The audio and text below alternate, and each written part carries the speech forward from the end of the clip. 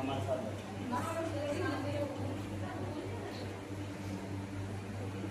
ماشاء اللہ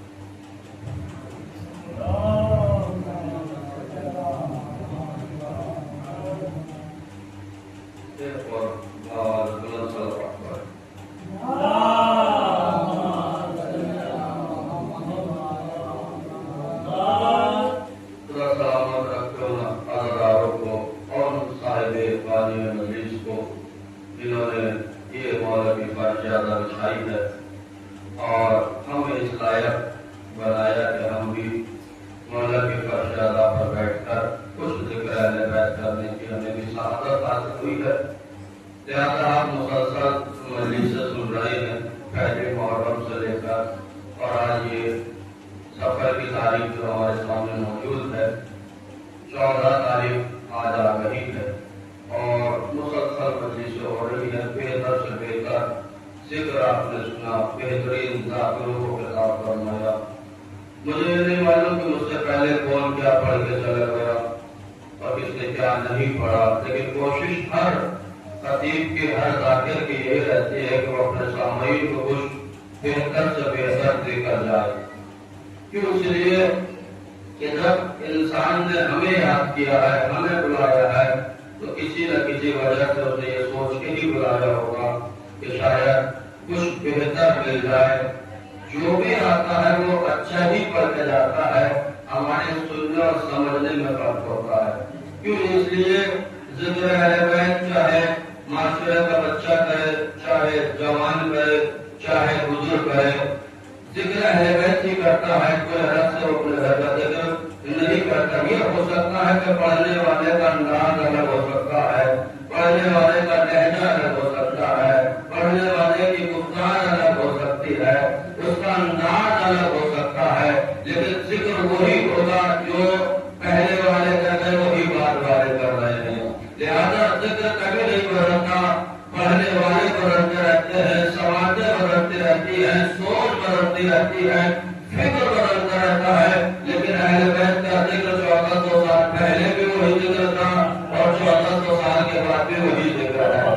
لہذا کوشش یہ رہے گی کہ جتنی درمیان بھی آپ کے درمیان میں رہو، جتنی دیر بھی کچھ ایسی چیز بیان کر کے جاؤں، آپ نے سنی بھی ہوگی لیکن ایک نئے اندازے سے، نئے طریقے سے سنتے ہیں تو اس کا سننے کا مطلب ہی کچھ اور ہوتا ہے۔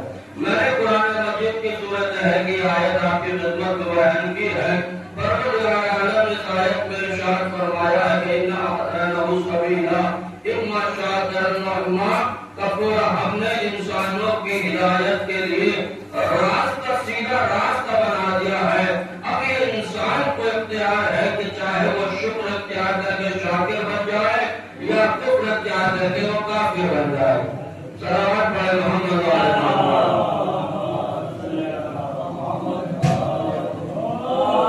اب یہ انسان کو اختیار پروردگار عالم نے دیا۔ تخلیق انسان سے پہلے پروردگار عالم نے انسان کے لیے ہاتھی بنا کر بھیجا۔ اب یہ آیت جو ہمیں بار بار یہ بتا رہی ہے کہ ہم نے انسانوں کے لیے سیدھا راستہ بنایا ہے، اب انسان کو پروردگار عالم نے اختیار دیا ہے، انسان کے اوپر چھوڑ دیا ہے کہ انسان چاہے تو اس راستے پر چلے، چاہے تو اس راستے سے ہٹ جائے۔ یعنی جو سیدھے راستے پر اللہ کا جو بنایا ہوا راستہ ہے، اگر اس کو اپنا کر اس پہ چلتے رہو گے تو شاکر بن جاؤ گے، اگر اسے چھوڑ دیا تو کافر بن جاؤ گے۔ لہٰذا یہ قرآن کی آیت۔ لیکن اب ہمیں یہ کیسے پتا چلے کہ پروردگار عالم نے راستہ کون سا بنایا ہے، راستہ کہاں بنایا ہے، راستہ کیسے بنایا ہے؟ جب تک پروردگار عالم ہمیں راستہ نہیں دکھائے گا، جگہ نہیں دکھائے گا، تو ہم اس راستے پہ چلیں گے کیسے؟ تو پروردگار عالم نے بتایا کہ دیکھو ہم نے تمہاری تخلیق سے پہلے راستہ تو بنایا ہے، لیکن اس راستے کو دکھانے کے لیے ہم نے ہادی بنا کر بھیجا ہے، ہم نے ہادی بنا کر بھیجا ہے۔ لہٰذا اگر یہ ہادی نہ ہوتا تو اس انسان کو سیدھا راستہ نظر نہیں آتا۔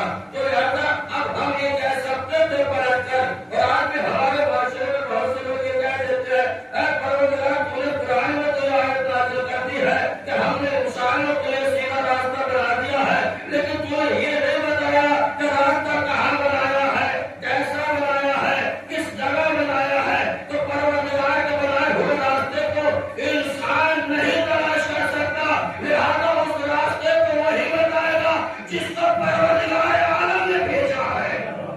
صلوات پڑھے محمد علیہ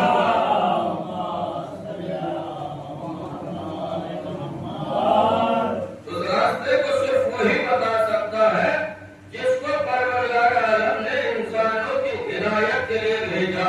اب انسانوں کی ہدایت کے لیے سب سے پہلے اگر کوئی بھیجے گئے تھے تو وہ تھے جناب آدم علیہ السلام۔ یہ ہمارے پہلے نبی ہیں۔ اب ان پہلے نبی کا فریضہ کیا تھا؟ لوگ ایسے معاشرے میں زندگی گزار رہے تھے جنہیں یہ نہیں معلوم تھا کہ ہدایت ہمیں کون دے گا، جس سے ہمیں ہدایت دی جائے۔ لہذا پروردگار عالم نے بتایا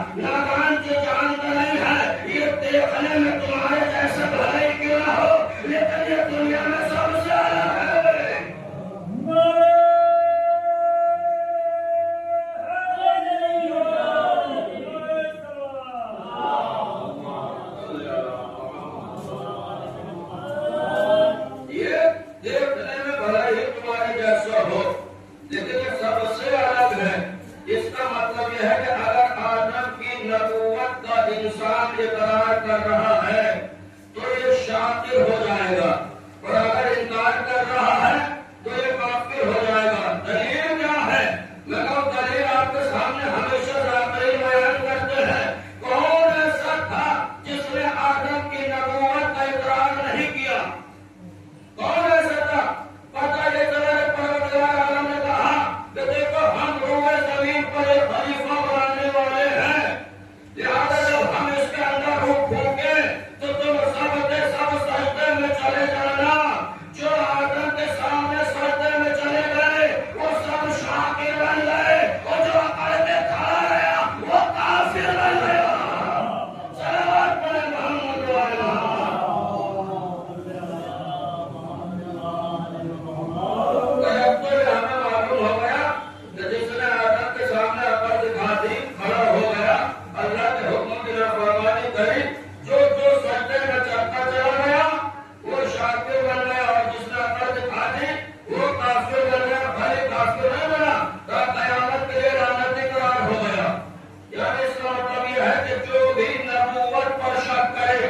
یا نبوت کی نبوت کا اقرار نہ کرے، پروردگار عالم نے صاف الفاظوں میں یہ کہہ دیا ہے کہ جو نبی کی نبوت کا اقرار کرے گا وہ شاکر بن جائے گا، جو انکار کرے گا وہ کافر بن جائے گا، جو نوح کے صبر کا اقرار کرے گا وہ شاکر بن جائے گا، جو انکار کرے گا وہ کافر بن جائے گا۔ تو اس کا مطلب یہ ہے کہ نوح کس نے پتھر برسائے، کس نے ظلم ڈھایا، نوح کو کس نے ستایا، یہ معلوم ہونے کے لیے پتہ چلا تاریخ نے بتایا۔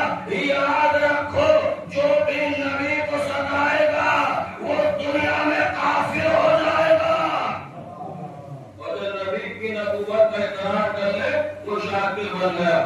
چلے آگے چل کر ہم دیکھتے ہیں ایک نبی اور گزرے ہیں جنہیں جناب ابراہیم کہا جاتا ہے۔ ابراہیم کی خلت کا جس نے اقرار کر لیا وہ شاکر بن گیا، جس نے انکار کیا وہ کافر بن گیا۔ ابراہیم کون تھے؟ ابراہیم نبی تھے، رسول تھے، العزم تھے، امام تھے۔ کتنے درجے ابراہیم کو ملے، لیکن ان کا ایک چچا بھی گزرا ہے، تاریخ کے اندر جسے آزر کہتے ہیں۔ یہ اتنا ستاتا تھا، اتنا ظلم ڈھاتا تھا، یہاں تک کہ مارتا بھی تھا۔ ابراہیم جاؤ خودوں کو بیچ کر آؤ، خودوں کو لے کر جاؤ، بازار میں فروخت کر کے آؤ۔ ابراہیم مجبور تھے، کیا کرتے؟ ظالم چچا تھا، لہذا یہاں معلوم ہونے لگا کہ اگر کوئی نبی کا ظالم چچا بھی ہے تو یہ یاد رکھ لینا جو نبی کو ستائے بھلے وہ چاہے چچا کیوں نہ ہو وہ لعنتی ہے، وہ کافر ہے۔ اب اس کے چچا اور بھتیجے کے رشتے پر جب تہمت لگنے لگی تو پروردگار عالم نے اپنے ایک اور نبی کو بھیجا۔ جب رشتے میں دراریں پڑنے لگی، چچا اور بھتیجے کا رشتہ برا بننے لگا، تو میرے پروردگار عالم نے اپنا آخری محبوب بھیجا، اور یہ آخری محبوب کہاں بھیجا؟ یہ وہاں بھیجا جہاں تمام قریش کے لوگ ابو طالب کو بے ایمان کہہ رہے تھے، محمد کو پال کر دکھایا۔ جہاں تمام کے تمام لوگ ابو طالب کے ایمان پر شک کر رہے تھے، لہذا پروردگار عالم نے حضور کو ابو طالب کے سپرد کر کر خاک کے آغوش میں ڈال کر دنیا کے منہ پر یہ تالا لگا دیا، اور چچا اور بھتیجے کے رشتے کی لاج رکھ لی۔ یاد رکھنا چاہے رشتہ کتنا بھی مضبوط کیوں نہ ہو، جو نبی کو ستائے گا وہ کافر رہے گا، چاہے کتنا بھی سگا رشتے دار کیوں نہ ہو۔ جو نبی کو ستائے گا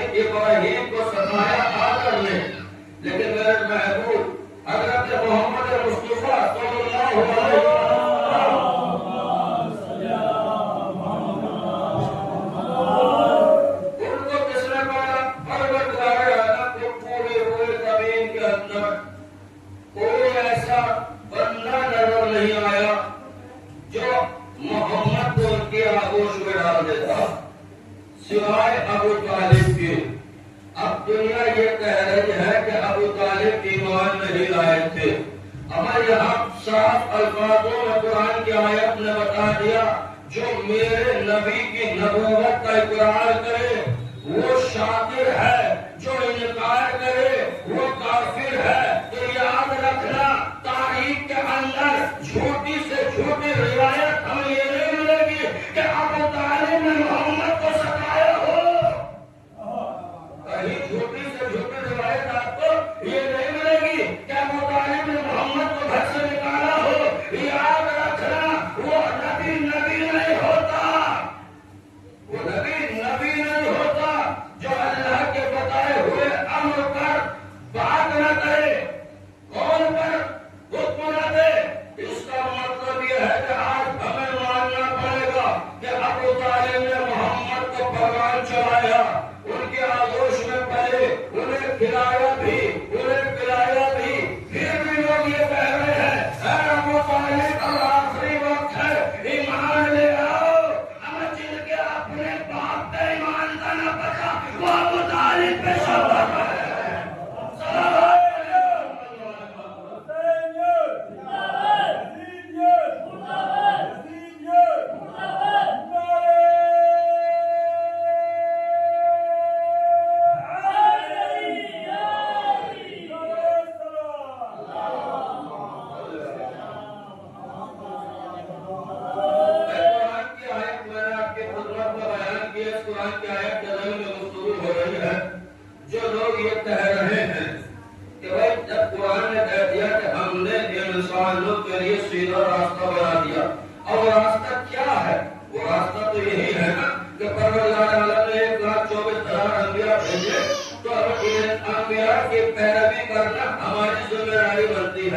لہذا راستہ یہی ہمارے لیے ہے، یہ صراط مستقیم بنے ہوئے راستہ ہے، یعنی جو آدم کو چھوڑ کر ہٹ جائے وہ کافر ہے، جو آدم کے ساتھ چلے وہ شاکر ہے۔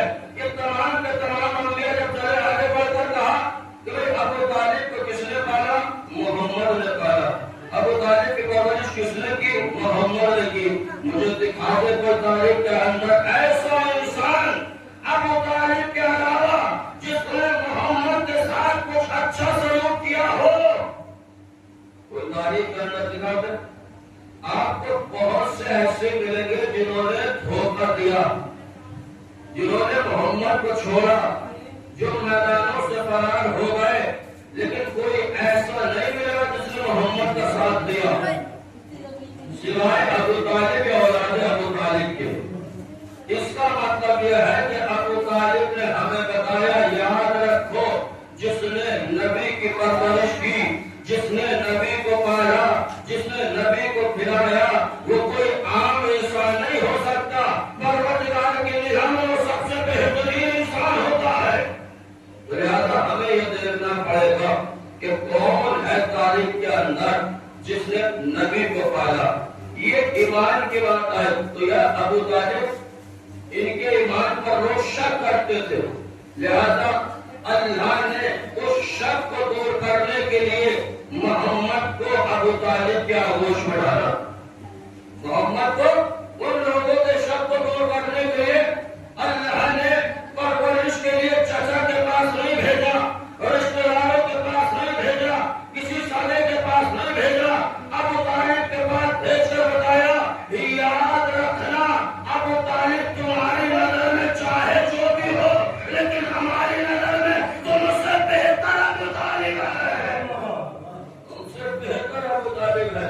تو اس کا مطلب ہمیں سمجھنا پڑے گا کہ لوگ ابو طالب کے ایمان پر گفتگو نہ کریں، لوگ یہ دیکھیں کہ ابو طالب نے پالا کس کو ہے، لوگ یہ سمجھیں کہ ابو طالب نے کھلایا کس کو ہے۔ لوگوں کو یہ دیکھنا پڑے گا کہ ابو طالب تھے کون اور کس کو انہوں نے پروان چڑھایا۔ لہذا اب کوئی یہ نہ کہے کہ بھئی اللہ نے انسان کی تخلیق سے پہلے جو بھیجے تھے وہ انبیاء بھیجے تھے، انسان نہیں بھیجے تھے۔ انبیاء اور انسانوں میں فرق ہوتا ہے، انبیاء اور انسانوں میں فرق ہوتا ہے۔ انسان پیدا ہوتا ہے، یہ ہمارے معاشرے میں اگر دیکھا جائے، اور انبیاء کو پروردگار عالم نے بنا کر بھیجا ہے، روح زمین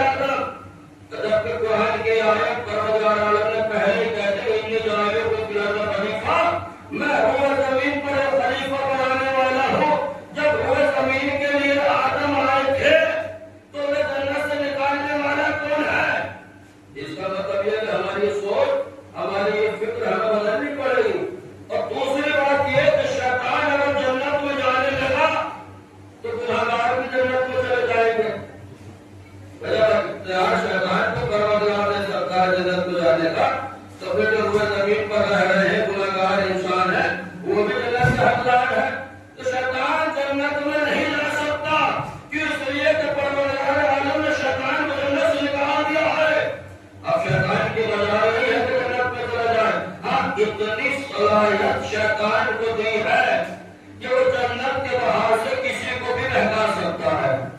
اتنی صلاحیت شیطان کو پروردگار عالم نے دی ہے کہ وہ جنت سے باہر کسی کو بھی بہکا سکتا ہے. یہ تو ہمیں ماننا پڑے گا. اگر ہم نے کوئی دور سے بہکا رہا ہے اور یہ کہو ابھی کیوں فرش اعلیٰ پر جا رہے ہو، ابھی تو مجلس شروع ہوئی ہے، مولانا کو کچھ دیر پڑھنے دو، جب اینڈ ہو جائے گا تو چلیں گے. اس کا مطلب ہے جو یہ کہہ کے روک رہا ہے وہ شیطان ہے.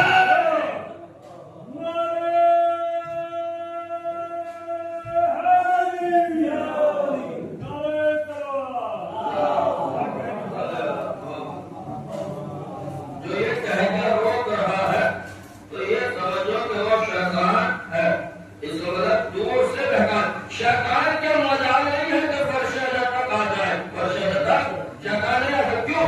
اس لیے کہ معصومین کی روایت کو ذہن میں اگر دیکھیں گے تو یہ فرش اعلیٰ جنت کے ٹکڑوں میں سے ایک ٹکڑا ہے. تو جب جنت کے ٹکڑوں میں ٹکڑا تو اس کا مطلب یہ ہے کہ شیطان یہاں نہیں آ سکتا. جب اس جنت میں نہیں آ سکتا تو یہاں ویسے بھی نہیں آ سکتا. تو ہمیں یہ دیکھنا پڑے گا جو آ گیا وہ جنت میں آ گیا اور جو رہ گیا وہ جنت سے باہر ہے.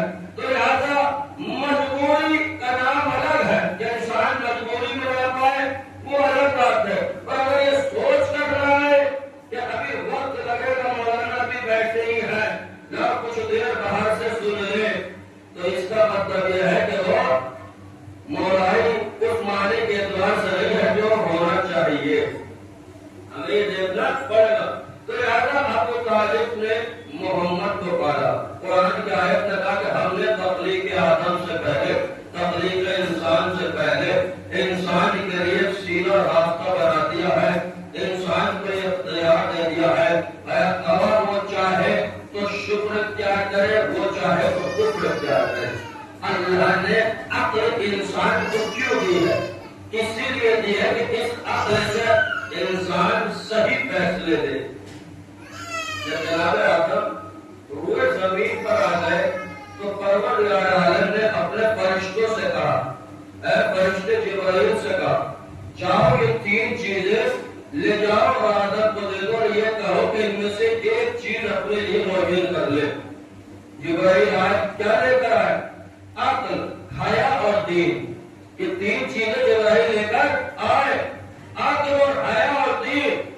اور کہا جناب آدم سے، آدم اللہ کے نبی، اللہ نے 3 چیزیں بھیجی ہے، اس میں سے تم اپنے لیے ایک چیز معین کر دو، باقی میں 2 چیزیں لے کر جاؤں گا. 2 چیزیں لے کر میں ایک معین کر لو. اب آدم سوچ رہے ہیں کہ میں ان میں سے لوں تو کیا لوں؟ عقل کہتے کس کو ہے؟ جو صحیح فیصلے کرے. ابھی تک تو عقل نہیں آئی تھی. انسان جب پیدا ہوتا ہے تو وہ معصوم ہوتا ہے، وہ عقل سے کام نہیں لیتا. عقل جب ہمارے بزرگ کہتے ہیں جب ایک جبڑے کے اندر داڑھ نکلتی ہے تو اس سے کہا جاتا ہے عقل کی داڑھ. اس کا مطلب اس سے پہلے انسان کی داڑھ کیسا نہیں ہوتی ہے، لیکن صحیح پانی میں وہ استعمال نہیں ہوتی. جب جبرائیل یہ 3 چیزیں لے کر آئے، عقل، حیا اور دین، کہا کہ اس میں سے ایک چیز اپنے لیے لے لو، 2 چیزیں میں واپس لے کر جاؤں گا. آدم سوچیں گے لوں تو کیا لوں، لوں تو کیا لوں. لہٰذا جناب آدم نے فوراً کہا کہ مجھے عقل کی ضرورت ہے، عقل مجھے دے دو. جبرائیل نے حیا اور دین سے کہا چلو تم میرے ساتھ اللہ کی بارگاہ میں جاؤ. جبرائیل سے حیا اور دین نے پلٹ کر فوراً کہا، اے جبرائیل تمہیں کیا ہو گیا؟ اللہ کا حکم ہے جہاں عقل ہوتی ہے وہاں حیا بھی ہوتی ہے، دین بھی ہوتا ہے. صلوات پڑھیں.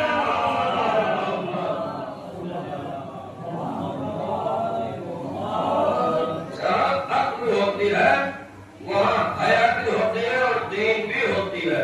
اس کا مطلب یہ ہے کہ جس کے پاس حیا نہیں، جس کے پاس دین نہیں، اس کے پاس عقل نہیں ہے. اور جہاں عقل ہوگی یہ دونوں چیزیں ہوں گی. آپ نے کیسے کہہ دیا کہ یہ دونوں چیزیں وہاں ہوں گی جس کے پاس عقل ہوگی؟ میں نے انسان اور جانور میں پروردگار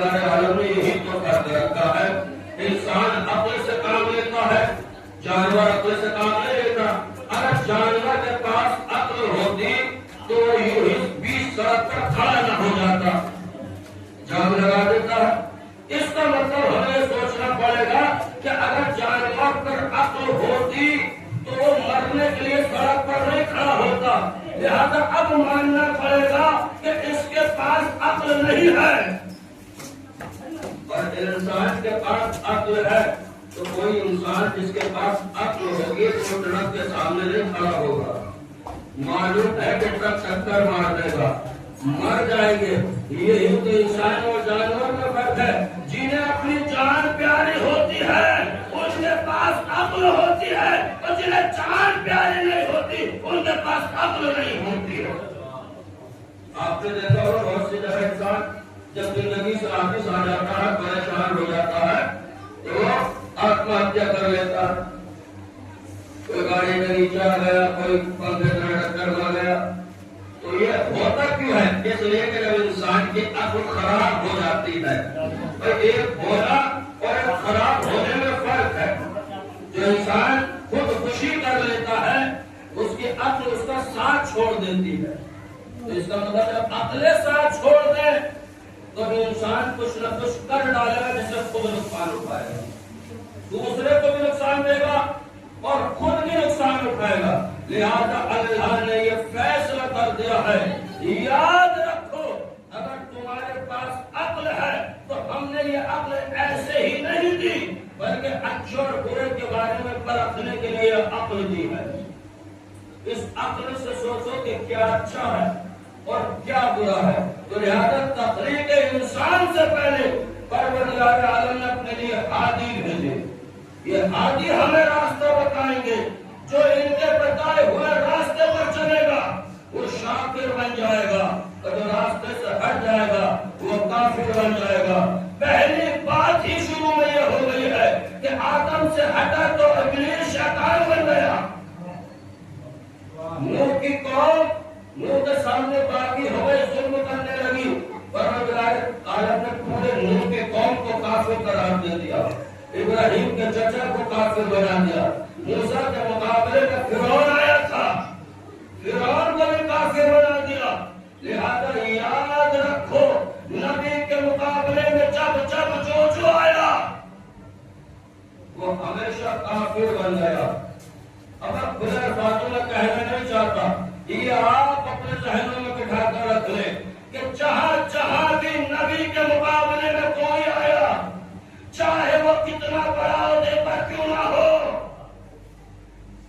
وہ سب کافر ہے۔ اب کہتے رہو کہ مسلمان ہے، اب کہتے رہو کہ یہ ہے، اب کہتے رہو کہ وہ ہے۔ عزیزان گرامی، قرآن نے صاف الفاظوں میں کہہ دیا انسان کو اب اختیار ہے، انسان چاہے تو شکر اختیار کرے، چاہے تو کفر اختیار کرے۔ ابھی ہمارے اوپر تو ہے، اگر ہم اللہ کے بجائے ہوئے راستوں سے ہٹ جائیں، اپنی منمانی کرنے لگے، تو اس کا مطلب یہ ہے کہ ہم ناشکرانی کر رہے ہیں۔ ناشکر کریں گے تو لہٰذا ہم دین اسلام ہی سے پھر جائیں گے اور ہم کافر بن جائیں گے۔ کافر اسے نہیں کہتے صرف جسے آپ سوچ رہے ہیں کہ وہی کافر ہے جو اللہ کو نہ مانے، نبی کو نہ مانے، ایمان کو نہ مانے، وہی کافر ہے۔ نہیں میرا جانے گرامی، کبھی کبھی ہم میں سے بہت سے خود کافر ہو جاتے ہیں۔ لفظوں کی گہرائی اگر آپ سمجھیں، ہم میں سے بہت سے لوگ ایسے ہیں جو ہم نام کے مسلمان ہیں لیکن کام کے اعتبار سے ہم مسلمان نہیں ہیں۔ نام کے وسائل شیعہ کئی جلدوں میں کتاب موجود ہے، جب آپ مجھے کبھی پڑھیں گے تو مجھے پتا چلے گا کہ کیسے کیسے کوالٹی بتائی ہے کہ کافر کون کون ہوتا ہے۔ صرف یہ نہیں کہ جو نماز نہ پڑھے وہی کافر ہے، جو نظاری نہ کرے وہی کافر ہے۔ صحیح جانے گئے بہت سے ایسے ہیں ہم میں سے جو اللہ کا شکر نہیں کرتے، اس کی ہر چیز ہمارے لیے نعمت، ہم غفلت کی نیند میں سو رہے ہیں، بیدار نہیں ہے، ہمیں یہ نہیں معلوم کہ ہمارے لیے کیا فائدہ اور کیا فائدہ نہیں ہے۔ میں نے ایک بار بیان کیا تھا کہ کسی جمعے کے اندر کہ انسان غفلت کی نیند میں کیسے سو رہا ہے۔ ایک کسان اپنے کھیت میں ہل چلا رہا، اسے ہل چلاتے ہوئے ایک دکھائی دیا چمکتا ہوا. جب اس نے دیکھا دور سے جو پتھر چمک رہا تھا وہ نزدیک گیا. نزدیک جانے کے بعد دیکھا تو پتھر سے صاف سے اور زیادہ چمک رہا تھا. وہ اپنے کھیت سے وہ پتھر لے آیا. جب لے آیا تو اپنی بیوی سے کہا کہ بیگم یہ پتھر مجھے کھیت میں ملا ہے. جو پتھر کی قیمت کے بارے میں نہیں جانتے تھے, یہ نہیں معلوم تھا کہ یہ پتھر ہے تو کیسا ہے, لیکن بیوی نے کہا کہ یہ ہمارے کس کام کا, جاؤ بازار میں سے لے جاؤ, جو قیمت ملے اسے بیچ کر اپنے گھر کے لیے اناج لے آنا, راشن لے آنا.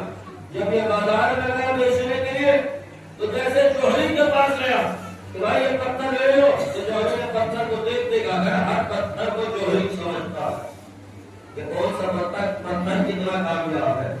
جوہری کے پاس جیسے لے گیا فوراً جوہری نے کہا کہ بھائی کس پتھر کی قیمت میری دکان میں نہیں ہے, میں تمہیں اس کی قیمت نہیں دے سکتا. جس کا مطلب یہ ہے کہ وہ پتھر قیمتی تھا. میں نے کہا کہ انسان خواب غفلت میں سو رہا ہے, کیسے بیدار ہو. ہم یہ سوچ رہے ہیں کہ یہی زندگی ہے, اس کے بعد کچھ نہیں ہے. کہا کہ ہمارے پاس اس کی قیمت نہیں ہے, کہیں اور دکان پر لے جاؤ. جب وہ دوسرے دکان پر گیا تو اس نے بھی دیکھ کر یہی کہا کہ بھائی اس کی قیمت میرے پاس نہیں ہے.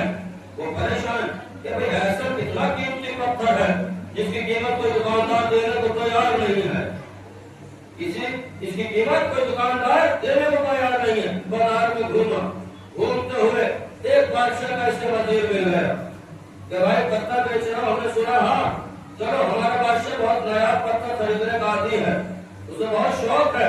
اب جیسے ہی بادشاہ کے دربار میں لیتے گئے اس پتھر کو, بادشاہ نے دیکھا وہ پتھر تو بادشاہ خود حیرت میں پڑ گیا کہ میرے خزانے میں اتنا مال نہیں ہے جتنے کا یہ پتھر ہے, میرے خزانے میں اتنی دولت نہیں ہے کہ جتنے کا یہ پتھر ہے. لیکن بادشاہ تھا, خریدنا تھا, اس کسان کو کیا معلوم بیچارے کو اس کی قیمت کیا ہے. لیکن بادشاہ نے یہ نہیں کہا اس سے کہ بھائی اس کی قیمت بہت زیادہ, میں قیمت نہیں دے سکتا, لیکن وہ جانتا تھا کہ ہر حال میں خریدنا ہے.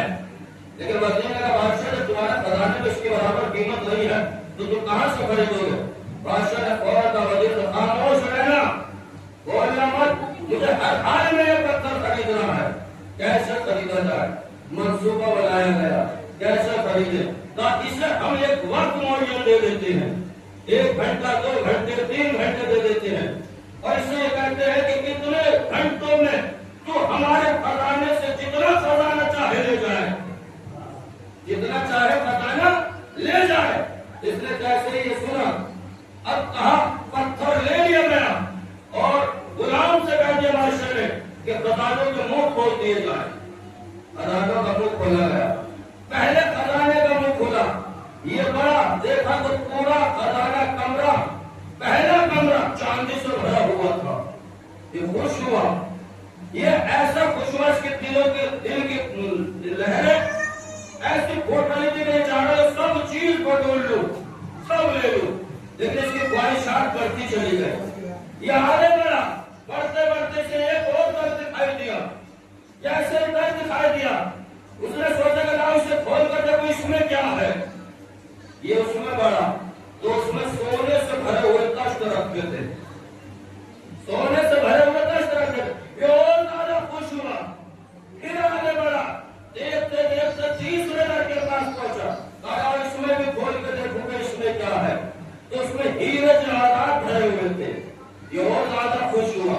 پورے کمرے میں ٹہلتا ٹہلتا جب چوتھے کمرے کا دروازہ دیکھا, چوتھے کمرے کے دروازے پر نکالا, اسے بھی دیکھ لیتا ہوں کیا ہے. جیسے کھولا تھا اس میں بادشاہ کا تخت رکھا ہوا تھا. یہ تخت پہ گیا, تخت کے پاس ہاتھ رکھا, بیٹھا, اور اس نے سوچا کہ ابھی میرے پاس بہت زیادہ وقت ہے, کچھ لمحے اس پر آرام کر لوں. یہ بادشاہ کے تخت پر بیٹھا, ایسے سویا کہ جتنا وقت میرا تھا سب ختم ہو گیا. یہ ایسے سویا. بادشاہ نے کہا کہ بہت دیر ہو گئی اس کی سال کو, یہ نکل کے نہیں آیا دربار سے. کیا بات, غلام کو بھیجا. جب غلام گیا تو دیکھا کہ بادشاہ کے تخت پر میاں غفلت کی نیند میں سو رہے تھے, نیند میں سو رہے تھے. شانہ پکڑ کے ہلایا, میاں اٹھو تمہارا وقت ختم ہو گیا. اب جیسے ہی انہیں اٹھایا گیا, انہیں دروازے سے وہ چوتھے کمرے سے باہر کو دھکیلا گیا. کے کمرے کو واپس پلٹنا تھا تو انہیں کمروں سے پلٹنا جہاں سے گیا تھا. اب انہوں نے چاہا کہ لاؤ ہیرے جواہرات اکٹھے کر لیں. وہاں کے دربانے نے دھکا دیا پیچھے سے, آگے بڑھو, کچھ نہیں اٹھا پائے. سونے کے کمرے میں آئے, چاہا کہ لاؤ اس میں سے کچھ اٹھا لیں. وہاں کے دربانے نے پھر دھکا دیا, جاؤ آگے بڑھو. یہ چاندی کے دربار کمرے میں آئے, چاندی جیسے اٹھانا چاہتے تھے پیچھے سے دھکا دیا, جاؤ آگے بڑھو. تمہارا وقت ختم ہو گیا, سوائے پچھتاوے کے کچھ نہ ملا. پتھر بھی گیا, وقت بھی گیا. میرا کہنے کا مقصد یہ ہے کہ انسان غفلت کی نیند سے بیدار ہو جائے. کسی اگر غفلت کی نیند میں سو جائے گا تو سوائے پچھتاوے کے کچھ نہ ملے گا. صلوات پڑھیں محمد علیہ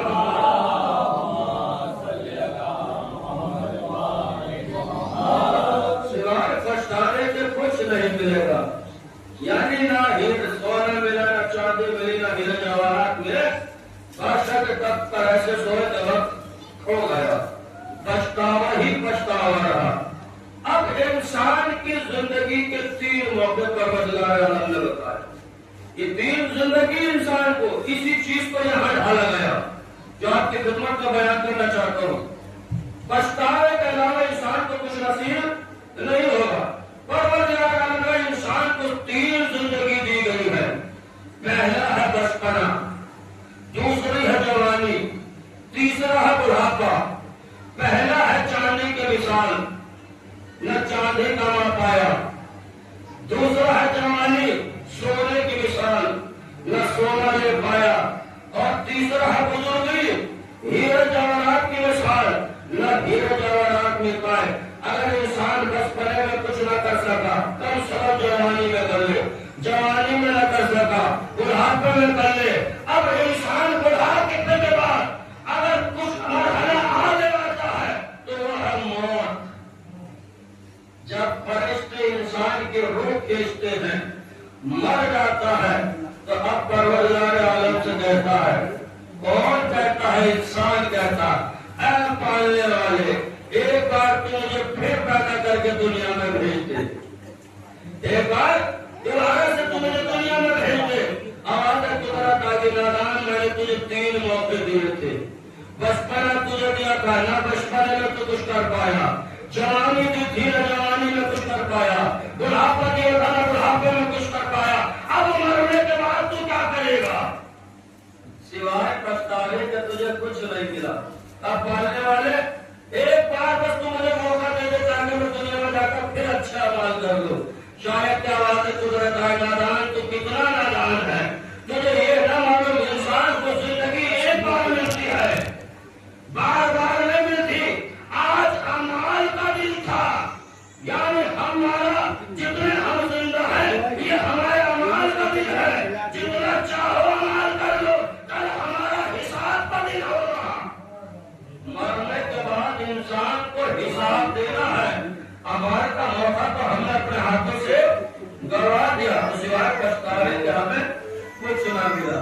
تو کہا میں نے کہنے کا مقصد یہ ہے کہ انسان کو یہ سوچنا چاہیے کہ اللہ نے تخلیق انسان سے پہلے انسانوں کے لیے سیدھا راستہ بنا دیا.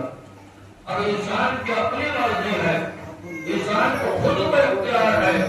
وہ چاہے تو سیدھا راستہ اپنا کر شاکر بن جائے, وہ چاہے تو چھوڑ کر کافر بن جائے. تو لہٰذا کیسے پتہ چلے کہ پروردگار کا بنایا ہوا راستہ سیدھا ہے؟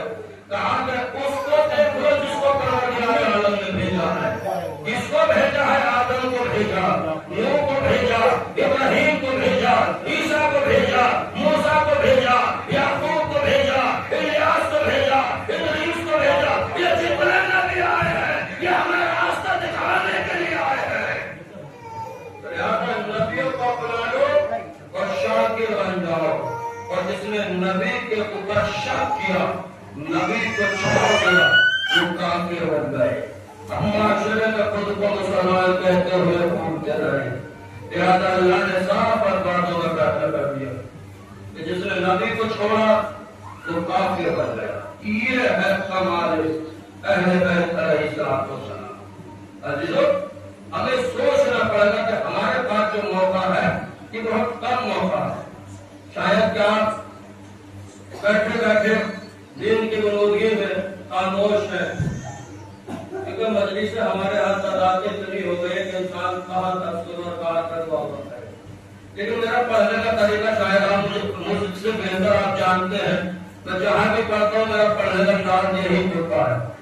لہذا بھلے آپ سو رہے ہو لیکن یہ چیز جو میں نے بیان کی شاید کہ آپ کے ذہنوں میں سماعت ہوگی. میں کہتا فضائل اہل بیت کم نہیں ہے، اکثر سنتے ہیں اور یہ تو فضائل اہل بیت ہے، لیکن جو چیز انسان کے کام آئے بہتر ہے کہ انسان کو وہ چیز بیان کرنی چاہیے جو انسان کے دل و دماغ میں بس جائے اور انسان اس پر عمل کر لے. سمجھ لو کہ مجلس بھی کامیاب ہو گئی. ورنہ کیا فائدہ کہ انسان کے عقل سے اوپر نکل جائے بات اور سمجھ میں نہ آئے جیسے آپ ویسے ہی چلے گئے. صلوات پڑھے محمد تو